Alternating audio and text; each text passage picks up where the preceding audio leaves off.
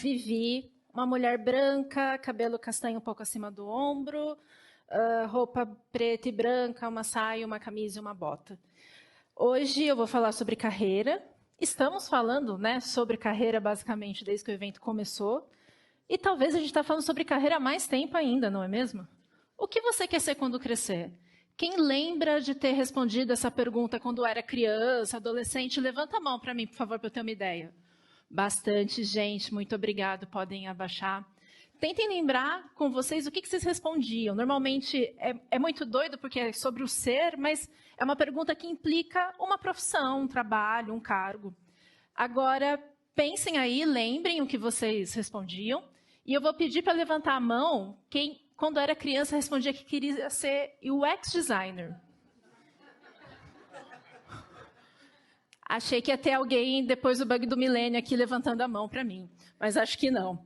E por que eu trouxe essa questão da comparação? Porque a gente trabalha com uma área relativamente nova. E a gente, boa parte do nosso trabalho, né, ele é muito atrelado à área de tecnologia digital. Né? Existem vários tipos de tecnologia e, a partir de agora, eu vou focar na tecnologia digital, que tem muito a ver no nosso dia a dia. E tecnologia, a gente está falando de mudanças que nunca foram tão rápidas e nunca mais serão tão lentas novamente. É uma frase do Gordon Moore, cofundador da Intel, e ele falou muito sobre a questão do crescimento exponencial da capacidade dos processadores, porque se os processadores podem fazer mais, a tecnologia pode fazer mais também. E, conforme a tecnologia muda, a gente muda a sociedade. Então, eu trouxe um gráfico da Deloitte, que mostra a taxa de mudança. Nesse gráfico, a curva mais intensa é a da tecnologia, ela muda, né, de maneira exponencial e acompanha, né, os indivíduos, porque se a tecnologia muda, o meu comportamento muda também, porque eu tenho novas possibilidades de trabalho, de comunicação com as pessoas, e vai acompanhando empresa, políticas públicas. Então, a gente está falando que o nosso objeto de trabalho, que é tecnologia e a sociedade como um todo, vai estar cada vez mudando mais rápido. Então, é pensando nisso que eu trouxe 3 pontos de reflexão sobre como que fica a nossa carreira e a nossa relação com essas mudanças. O primeiro, que inclusive a gente falou bastante aqui, tem a ver com o tempo, que é justamente sobre a questão das pirâmides etárias ao longo do tempo. Então, a gente já viu pirâmides etárias. Eu trouxe uma da década de 60 para mostrar, né, que muitas pessoas novas, menos pessoas mais velhas, então a base, né, 0 a 5, 5 a 10, 10 a 15. Quando a gente pega de 2000, já está um pouco mais abalaudinho embaixo, então a gente vê um envelhecimento. E quando a gente coloca isso em perspectiva, projeções, 2040, 2080, muito envelhecimento, porque, né, dentre outros fatores, as pessoas estão vivendo mais também. No Brasil, então, fica mais abalado ainda essa questão do envelhecimento. Se a gente vai viver mais, a gente vai trabalhar mais também. Então, a gente tem uma triste perspectiva aí de trabalhar até uns 80 anos de idade, talvez, é um risco. Quer ser porque financeiramente talvez seja uma necessidade, quer ser porque a gente vai se manter ativo, ativa, trabalhando, produzindo, criando. Mas é interessante que isso coloca em perspectiva alguns pontos muito interessantes sobre a nossa relação com o trabalho, porque se a gente vai trabalhar por mais 30, 40, 50 anos, o primeiro ponto que vem é, vale o desespero que a gente vive hoje? Lógico, existem questões que são necessidades financeiras, pontuais, que a gente está vivendo. A gente não vai dizer que isso não é importante, mas eu vi muita gente que não estava passando por uma situação de necessidade, sofrendo muito, sofrendo com ansiedade, trabalhando muito para mostrar valor no trabalho, medo de uma demissão, medo de não crescer na carreira, né? Quando a gente estava com o mercado mais aquecido, era muito comum. Eu virei pleno 6 meses atrás, quando que eu viro sênior? E quem é de uma geração, talvez, que viu movimentos mais lentos, ficava um pouco assustado. Mas por que tanta pressa, né? Tu vai morrer com menos de 30 anos? Não vamos, espero que não. Mas é pensar primeiro essa questão da foto do hoje, né? E o quanto, se a gente vai trabalhar por tanto tempo, isso cria uma nova perspectiva para a gente pensar. E outro ponto é entender que a gente vai ter várias profissões ao longo da vida. Sejam esses títulos que a gente vê mudando tanto, né? Analista de usabilidade, arquiteto de informação, enfim, dentro do mercado. Seja porque a gente vai poder fazer, a gente vai precisar se reinventar. Algumas coisas que a gente faz vai deixar de ter valor para a sociedade, seja porque a inteligência artificial vai substituir, seja porque socialmente vai deixar de fazer sentido, mas outras vão ser necessárias. Então, é pensar que a gente não vai fazer o mesmo para sempre necessariamente, que é uma possibilidade de pensar uma carreira com vários caminhos. Porque a carreira profissional, ela está mais para um brinquedo de trepa-trepa, não para uma escada. Essa frase ela é da Sheryl Sandberg, no livro Faça Acontecer, que também é uma dica para mulheres. Tem, lógico, um recorte de privilégio, né? Uma mulher branca que nasceu nos Estados Unidos, mas ela dá algumas dicas bem interessantes sobre pensar a vida profissional e pessoal, e uma das dicas é sobre esse paradigma.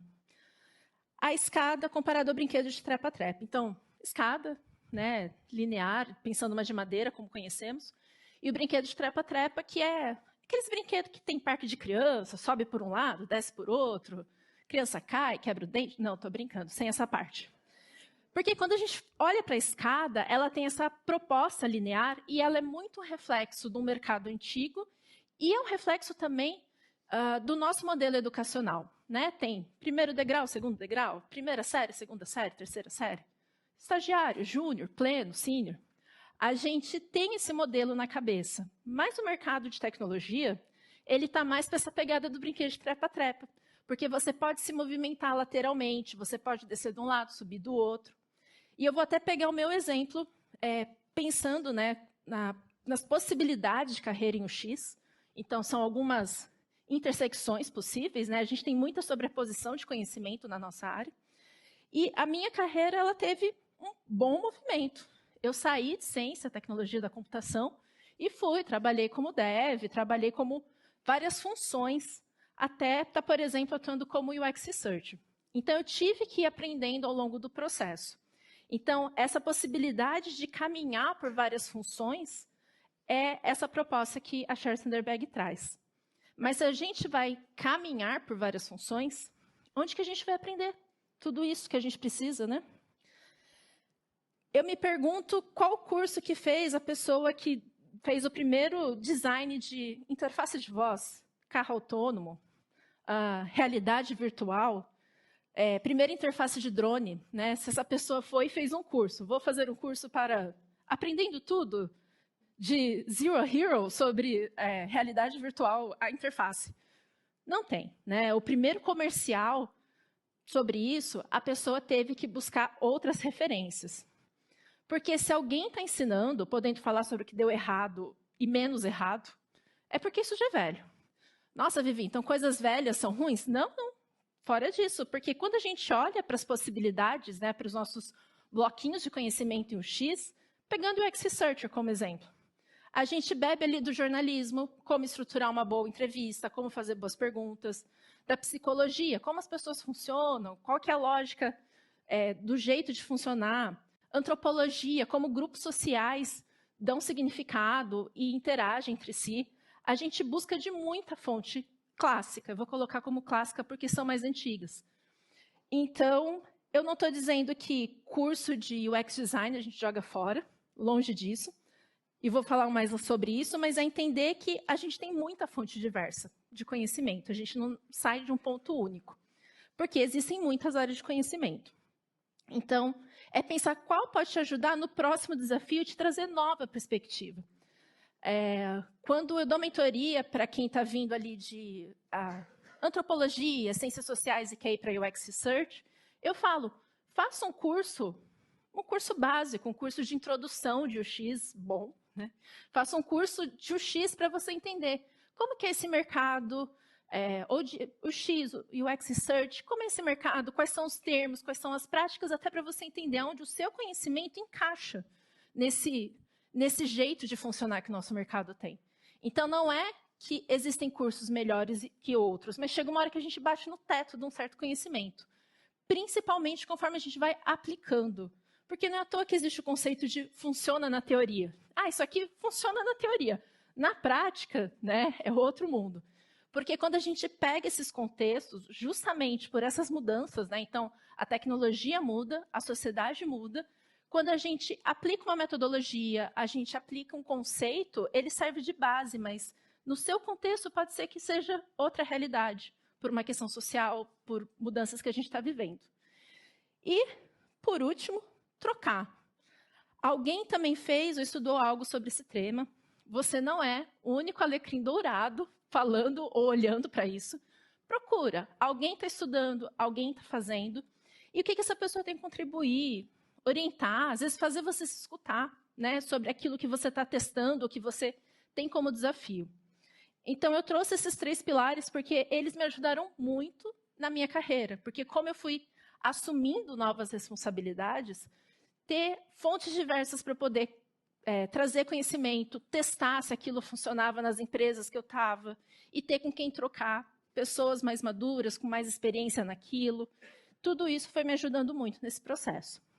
E é importante a gente ter esse processo de criação, vamos assim dizer, do nosso conhecimento, e foi falado bastante sobre isso aqui, né, da gente ter o nosso processo e repensar os processos, porque a sua jornada, a minha jornada, ainda vai ter muito passo novo. Então, mais importante do que receber informação é criar um repertório próprio, que seja pessoal, que seja prático, para que esses passos tenham sua marca e ressoem nos novos mundos que a gente ainda vai viver. Não sei quais são esses mundos, mas eu gostaria de contar com vocês. Vamos junto? Obrigada.